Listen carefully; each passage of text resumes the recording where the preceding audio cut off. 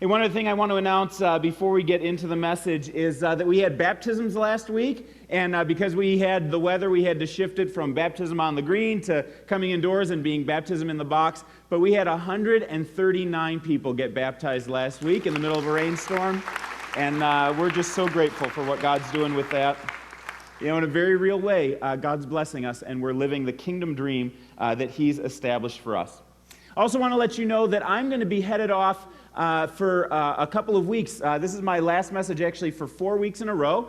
The governing board has blessed me with the opportunity to do 2 weeks of study so that I can be ready and have something to say next fall when the next ministry season rolls around. And so I'm grateful for that. And then I'll be taking 2 weeks of vacation after that in the Upper Peninsula of Michigan, a place that I love to go with my family every year. And so you guys will be in very good hands with Gavin Johnson and Dave Irwin. They'll be bringing messages during those weeks, and they'll be coming from the book of Colossians. It'll be something that you won't want to miss. But I want to say thanks for giving me the opportunity to do that, and we'll see you back in just a few weeks. Now, one of the weeks that I'm going to be gone, I'll be spending some time at a place called Cedar Campus. And Cedar Campus is kind of a rustic intervarsity camp that Kelly and I have been going to since the late 1980s. And at Cedar Campus, there's a road. And it's a road that goes from M134 to the place where you register. And it's a camp road that's a bumpy, potholed road that's 1 mile long. Now, we have gone down that road on many a walk. As a matter of fact, at Cedar Campus, one of the things that oftentimes happens is that you'll get an invitation to go for a walk down the camp road. And when you get invited to walk down the camp road, usually the invitation is not because you're trying to get from point A to point B, and it's generally not because you're trying to get exercise. You go for a walk down the camp road in order to establish and deepen relationships. When you invite somebody for a walk down the road, it's an invitation to a relationship. And it may be the first time you're getting to know somebody and you're just shooting the breeze and asking basic questions about life. Or it could be something that's very deep and profound that happens on a walk along the camp road where you speak into somebody's life, or they speak into your life, or where you have hard conversations that lead to reconciliation among people who have broken relationships with one another. There's all kinds of things that happen along the camp road, but the camp road is not just a way to get from point A to point B. It's a metaphor for deeper relationships, for deeper friendships. And it reminds me of our theme verse for today, which comes from Proverbs chapter 13, verse 20. And it says this: "He who walks with the wise grows wise, but a companion of fools suffers harm." I'd like for us to all say that verse out loud together. Can you all read it together on the screens with me? Ready? "He who walks with the wise grows wise, but a companion of fools suffers harm." We've been talking about wisdom throughout the entirety of this series on Proverbs. And in this message, which is our last message on the book of Proverbs, I want to talk about gaining wisdom through friendship. Because he who walks with the wise grows wise. We've already said that wisdom is a path, it's a road, it's something that you walk on. It's not a lightning bolt that strikes you, it's not a door that you walk through, it's something that happens over time in life. And one of the biggest factors that will help you to become a wise person is the people that you interact with while you're walking down that path. Now, I'm convinced that friendships are harder in 21st century American culture than they are in pretty much any other culture in history, for a number of reasons.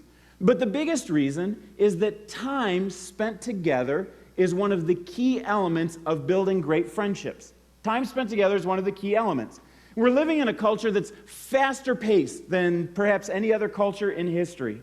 We're living in a culture that is in many ways more isolated than any other culture. We have air conditioning in our culture. What that means is on hot summer days like today or like last night, people will go inside their home in order to get away from the heat. Whereas it used to be the case that whenever it was a hot summer night, people would go outside in order to get the breezes and interact with their neighbors in that area. Air conditioning drives you inside. Electronic entertainment drives you inside. You can do things like connect with people or keep you separated through TV and video games and the internet. And the other thing that keeps us separated is moving frequency. 17% of people will change cities in any given year. And if a critical element of friendship is time spent, it becomes more difficult to build deep, long-lasting, lifetime friendships if your moving frequency is higher. All that is to say that friendships don't happen accidentally. And if friendships are one of the key ways to grow wise and one of the keys to living a fully satisfied life in Christ, then we need a high degree of intentionality in our friends. Now, one of the things that I want to point out is that who you choose as friends matters. As a matter of fact, it's one of the very first things that Solomon points out in Proverbs chapter 1 when he's talking to his son and the young men about what to do in order to become wise. Proverbs chapter 1, beginning at verse 10, says this, "My son, if sinful men entice you, don't give in to them. If they say, 'Hey, come along with us. Let's lie in wait for innocent blood. Let's ambush some harmless soul. Let's swallow them alive like the grave and whole like those who go down to the pit. We will get all sorts of valuable things and fill our houses with plunder. Cast lots with us. We will all share the loot.' My son, don't go along with them. Do not set foot on their paths." Solomon points out a few key characteristics of people. He say, son, you want to avoid these kinds of people, and then notice the language that he uses once again. Don't set foot on the paths with them. Don't walk with them, because he who walks with the wise grows wise, but a companion of fools suffers harm. Now, as we think about friendships, there are a number of layers of friendships that I think it's important to think about. I think most of the time when Solomon's talking about friends, he's talking about your close inner circle of friends. For example, if this is you, this is the circle that is you, most of us have a group of friends that are our inner circle of friends, right?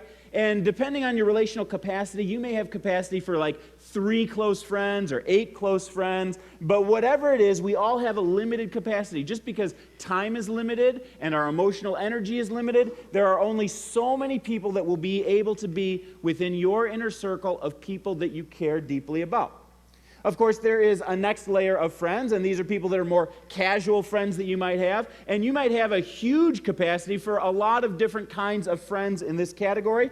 You may have, a limited amount, maybe more, and then you've got the people who are like the fringy friends, people who are on the far edges of relating to you. You know them by name, they're acquaintances, you don't know them that well. Actually, in our culture, we have a name for these kinds of friends that we see most of the time only electronically, and we call these friends what? We call them Facebook friends. These are our Facebook friends. And they may or may not really be your friends. As a matter of fact, I know some of my Facebook friends, if I ran into them on the street, I would have no idea who they are. And some of you may have Facebook friends that are kind of like that. But we've got different kinds of friends in different circles. Well, in Proverbs chapter 12, verse 26, it says, "A righteous man is cautious in friendship, but the way of the wicked leads them astray." A righteous man is cautious in friendship. In other words, be careful who you put into this inner circle, because they will have a profound influence on your life. The more you have people that are wise and godly, you'll become wise, because he who walks with the wise becomes wise. Now, I don't want to be misunderstood as saying, you should only have, senior citizen level, very mature, very godly Christian people in this circle. All of us will have a mixture of friends that will be in this circle, but at least a percentage of them need to be people who are wise and godly to help you walk in ways that should be wise and godly. You may have 1 or 2 people in this circle that are people that are not followers of Jesus, and that's great if they're life-giving people that help you move in the right kind of a direction. Or they may be people who need your wisdom to be of influence in their life. But all of us need to have a subset of wise people that walk with us through life. And then in this next circle, it'll be more of a mixture of different kinds of people. And then in the outer circle, there will be all kinds of people that we have relationships with. But be careful about who you put in the inner circle. Now, Solomon has a few things to say about what to avoid in the inner circle. There's a very interesting passage that he has in Proverbs chapter 6 that is the 6 things God hates passage. And I would argue that these are 6 things you should also avoid in friends, because God hates those in people. It says this, Proverbs 6, verses 16 through 19. "Here are 6 things that God hates, and one more that he loathes with a passion." So 7 things total. "Eyes that are arrogant, a tongue that lies, hands that murder the innocent, a heart that hatches evil plots, feet that race down a wicked track, a mouth that lies under oath, and a troublemaker in the family. These are things to avoid in yourself, to be sure, character qualities you should be watching for, but also they should be things to be avoided when you're picking the friends that become the friends that move into your inner circle. And one of the things I want to encourage you to do this morning is to ask yourself the question, who are the friends that are in my inner circle of friendship? Some of you may have a pretty healthy group of those, some it may be very thin, but who are those people? And are any of these characteristics true of them? If so, it may not be wise to have them as friends. Students in particular, I want to challenge you that as you're choosing friends, some friends that'll last for the rest of your life, to choose your friends wisely. Singles, you're choosing people to date. How do they stack up on this scale? If they fail in any one of these areas, they are probably not marriageable material. Watch out for what those kinds of people are. All right, so here are the 7 characteristics. We're going to run through them one at a time. And you'll notice that there are pieces of the body, parts of the body, that Solomon associates with each one of these things God hates. And one of those things is haughty eyes. Haughty eyes. People that are prideful. And pride is dangerous. People who are prideful are dangerous because those who have haughty eyes, who are filled with pride, think that they are the center of the world. And their view on friendships tends to be, my friend is somebody that I can use to help me accomplish my purposes because I am the center of my own world. In order for a friendship to be a genuine, life-giving friendship, friends have to be focused on what's going to help my friend to grow in their life, in their vibrancy, in their faith, in their connection with God. And those with haughty eyes tend to be those who drain people in order to accomplish their purposes. Second thing is a lying tongue. A lying tongue. Do you have friends in your life who are habitual liars, who exaggerate the truth, who spin things to make themselves look better? If that's the case, then you won't be able to trust them. And without trust, there can't be friendship. Truth-telling is one of the ultimate foundations for relationships to happen well, and if somebody has a lying tongue, you won't be able to trust them. Violent hands is the next one. Violent hands. If you know somebody who has a tendency towards violence, maybe it's like murderous level violence, or maybe it's abusive violence, they are not somebody who will be a good friend to you because either they'll drag you into trouble or you'll become a victim of their violence. Next one is an interesting one. It's a heart. And it's the heart of somebody who develops wicked schemes. Do you know somebody who's got their mind set on doing things that are wrong? That's generally subversive to authority, that makes plans for breaking the rules or harming other people or doing things that could be damaging to their own bodies? Well, that's the kind of person that you want to avoid when it comes to choosing a friend. Next one is feet. Feet that are quick to rush into evil. And when you think of people whose feet are quick to rush into evil, these would be people who have habits of addictions, people who are hooked on drugs, people who are perpetually critical of those around them, folks who are engaged in sexual immorality, who love to watch grotesque movies, who are engaged in illegal behavior. If you see these kinds of people that head towards that behavior, watch out because they are not going to be a good influence in your life. In the next level, you have people that are a false witness. It's a mouth that tells lies. And if they tell lies about others, if they're gossiping and slandering other people, you better believe that when they become your friends, they'll be gossiping and slandering you. And then the final thing to avoid in this passage is a divisive personality. A divisive personality. Somebody who is a homewrecker. Someone who divides families. In the Hebrew, it's somebody who causes trouble between brothers. And in this case, it could be family brothers, it could be spiritual brothers. But if you see somebody who is a divisive personality and not a uniter, they could be a very dangerous person to be interacting with. God hates each of these 7 things. And if you don't want to become those things, avoid bringing those friends into your inner circle. Because he who walks with the wise becomes wise. Now that's just your low-level minimum bar. You know, just because somebody is able to make it over that short bar of things God hates doesn't necessarily mean they'll be a great friend for you. But if they're below that bar, they're definitely out of bounds. So avoid those people. Solomon, in addition to this, gives some random friendship tips when it comes to how to develop good friendships that are all over the Proverbs. I could only, just for time's sake, put a few of them in the message this morning. So let's take a listen at some of these. Number one, Proverbs 25:17 says this: "Seldom set foot in your neighbor's house. Too much of you, and he will hate you." Isn't that good? You know, we have a saying in the United States, of course, of overstaying your welcome. And Solomon says, be careful you don't overstay your welcome. Because even if people like you at first, if you hang out too much on their turf, they might get sick of you. Another one that's similar to that is Proverbs 27:14. Listen to this. "If a man loudly blesses his neighbor early in the morning, it will be taken as a curse." Can you see that happening, 6 in the morning? "Howdy, neighbor. Beautiful sunrise, eh? God bless you, neighbor." Neighbor? You wake yet, neighbor?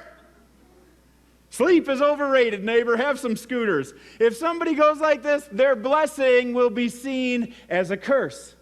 And what Solomon points out in these two passages and other passages is there are simple things of a good relational IQ that make for a good friendship. That if you want to be a good friend, you need to have sensitivity to the boundaries of other people's lives and what's going to be a blessing to them. So if you're somebody who's saying, you know what, I've got a long track record of not being able to keep friendships, you need to ask yourself the question, am I annoying? Okay? Am I annoying? Am I the kind of person who interrupts? Do I come in when I'm not asked to come in? Am I like Kramer from Seinfeld, showing up at all the wrong times with obnoxious comments? Be sensitive, have good boundaries, and you'll have friends. 17:9 says this: "He who covers over an offense promotes love, but whoever repeats the matter separates close friends." Now, this is an important piece. Whoever covers over an offense promotes love. People who stay friends for a long time are people that forgive easily. People that forgive easily. Some of you have had a friendship in the past that's been a close friendship. And you've loved that person and they've loved you. And at some point they said some careless words. You know, some things that were genuinely offensive. And it's created a crack in your friendship. And you've been separated for years or months or weeks because of that comment. Truth is, if you let small comments that are words that are carelessly said get in the way of your friendship, you won't have very many friends for a long time. People who learn to forgive easily, tell the truth, of course, when things hurt you, but forgive a person easily are much more likely to walk for a long time in friendships. You see, friends are the ones who are there for you all of the time and who will grow with you even through painful times. Proverbs 17:17 is another random verse of wisdom from Solomon. It says this: "A friend loves at all times, but a brother is born for adversity." Now, there's quite a few passages where Solomon differentiates between friends and family members and the nature of those relationships in the Proverbs. There's a couple of ways to interpret this passage, that friend loves at all times, but a brother is born for adversity. And scholars disagree on exactly what Solomon meant, so I'll tell you both. One is that, friends are there to show you how to love and to invest in relationships. Friends you genuinely have, and you like them most of the time, if not all of the time. And if you feel like things are getting too close, you just create some separation and then come back the next day or the next week, and you re-engage in that friendship. But family members, your brothers and sisters, you're stuck with them. At least for like your first 18 years, you're stuck with them. And they're the ones that you learn to fight with. And you learn to resolve conflict and how to fight well and how to make decisions together. And what happens when you can't get out of living in the same house together? It teaches you how to deal with adversity. That's one understanding. Another understanding of this is that friends love you day in and day out. But in a crisis, well, your brother is born for adversity. You go to your family members if you've got a financial crisis, a job crisis, or a different kind of a crisis. Friends are kind of the day in, day out. Family is always there for you, even in deeper issues. And both of these could be good understandings of that verse. Finally, I want to talk just a little bit about, you've gone through that low bar of these are things to avoid in a friendship. Here's some good friendship principles from Solomon. And then finally, at the top of the list, what is the optimal kind of a friend? Because I see people in our culture that have great friendships, and I go, that's the kind of friendship I want to have. Or maybe you read in the Bible about the 12 disciples, or Paul and Timothy, or David and Jonathan. You go, oh man, they had great friendships. I'd like to have a real soul friend as well. Mindy Calguire writes in her book, Spiritual Friendship, about 3 factors that make for a soul friend, and these are factors that are modified from her teaching. One of them is that a soul friend helps you take next steps with God. A soul friend helps you take next steps with God. If this is somebody who's going to connect with you deeply, spiritually, and help you to become wise, they're always pointing you towards God and not away from Him, and alerting you to the work that God is doing in your life through your circumstances. Second thing is, a soul friend sticks with you in good times and bad. As soul friends may come in and into our life and go out of our life in a fairly short amount of time, but one of the things is that their friendship is not dependent on us being in good circumstances. Because oftentimes when you head into bad circumstances, you find out who your real friends are, the people who will stick with you through thick and thin. And then the third thing is, a soul friend introduces you to people who will help you maximize your potential. A soul friend is not somebody who will hog you all to themselves. It's not somebody who says, I'm going to use you in order to be able to get out of you what I need. Quite the opposite. A soul friend is somebody who says, I have some insight into your life. I'd like to introduce you to an author, or to a principal, or to a person. And you guys would really hit it off well, and they could speak into your life in this area in ways that I could not speak into your life. Do an inventory of your own life and ask yourself the question, do I have soul friends? And how can I go about finding somebody who would be a soul friend? Now, I know in talking to an audience this large that some of you have this in place. It's just natural for you to build healthy friendships, and you're saying, I am in a great place with that. But there are other people who are saying, you know what? I have a deep yearning in my heart for closer friends, even for soul friends, and I don't have them in my life right now. If that's the case, what do you do? Well, there's a couple of simple next steps that you can take right here at Christ Community Church. Because one of our high values is to help people to connect with each other in community. Life change happens best in community. He who walks with the wise grows wise. And so, as Dave has mentioned earlier this morning, we're going to be having a group launch that starts next week. If you're somebody who says, I want to find just kind of a pool of people that I could do a little bit of a 5-week experiment with, sit around a table, talk together, and see if we hit it off, the kind of people who are church-going, Jesus-loving people that will be able to speak into my life, and maybe I'll be able to speak into their life, come to group launch starting next week. Participate in a journey group this fall. Get connected in a group of people where in time you could grow into deeper friendships. And incidentally, parents, this is perhaps one of the most important reasons to have your kids be connected in church ministry every single week. Because like it or not, in early stages and growing more as your kids move to junior high and high school, their peers will have a significant influence in their life. And you want them to be exposed to people who will drive them in the right direction towards Jesus. That's why it's so important to be able to have them exposed to kids' ministry week in and week out. Not only for the content that they hear, but for the friendships that they build. So, if you're looking for soul friends, get connected. It's going to be real important for your future of friendship. Last verse that I want to point out today is from Proverbs chapter 18, verse 24. And it says this, a man of many companions may come to ruin, but there is a friend who sticks closer than a brother.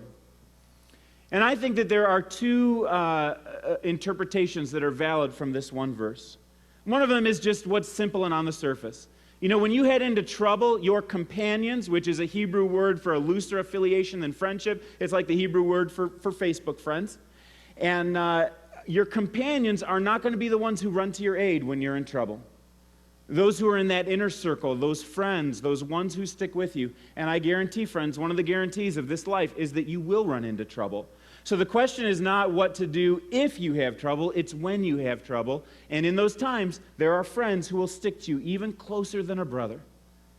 But I think there's an allusion in this verse as well to the friend who sticks closer to a brother, and that's God himself through the person of Jesus, who can be the closest friend that you ever have in your entire life. As a matter of fact, the entire story, the broad story of the Bible, can be retold through the lens of friendship in a very genuine way. If you go all the way back to the book of Genesis, you've got the picture of Adam and Eve, the first human beings, walking along a path in the garden together, and they're walking together with God. And in those moments, everything is exposed. They're naked. They're unashamed. They're having a relationship with God. Everything is good. And the friendship between humans and the friendship with God is all happy and happening. Well, as time goes by, of course, the human beings do exactly what God told them not to do. And that breaks the relationship between people and God. It breaks the friendship. And on a spiritual level, Adam and Eve wind up going into hiding. And God goes through the garden and says, Adam, are you hiding from me? We used to walk in the garden together. And when it comes to one another, they start blaming each other. And they start living with shame and having to put clothes on their bodies. And the world gets kind of wrecked. And friendships between men and women, between the races, between different countries, between all kinds of people begin to get ripped apart, as does our relationship with God.